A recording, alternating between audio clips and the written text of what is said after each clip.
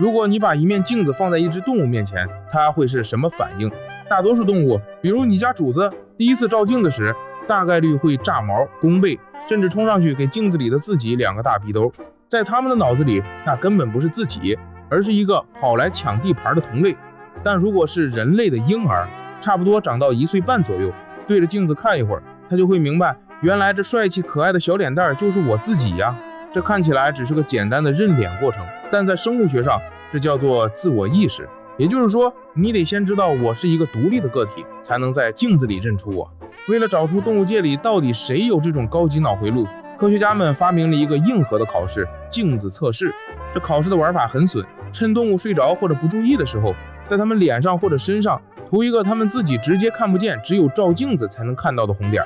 醒来后，把他们拉到镜子前，如果动物看了镜子，然后伸手去摸或者试图蹭掉自己身上的那个红点，这就证明他不仅知道镜子里的是自己，还知道自己身上多了一个不该有的东西。拿着这个照妖镜去测，大自然里的学霸纷纷浮出水面。最先通关的当然是咱们的灵长类老表。黑猩猩和红毛猩猩面对镜子时，不仅能精准地抠掉脸上的红点，有的甚至还学会了利用镜子对着镜子扒开嘴，看看自己的牙缝里有没有菜叶子，或者检查自己平时看不到的屁股。这一波操作简直和人类早上起床照镜子挤痘痘一模一样。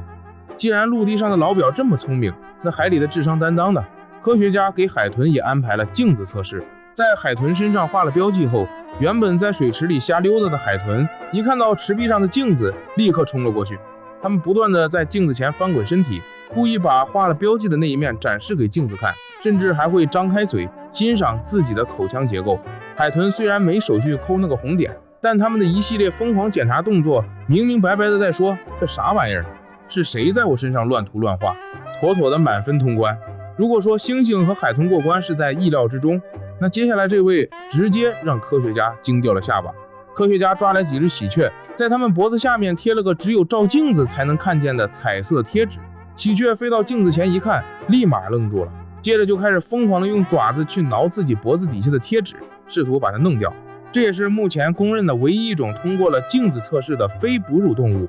那如果把难度降为看看咱们平时家里养的宠物呢？结果很残酷。不管你家猫狗平时多精明，多会察言观色，它们在镜子测试面前几乎全军覆没。狗闻不到镜子里有气味，通常看一眼就直接无视了，而猫则会一直把镜子里的自己当成假想敌。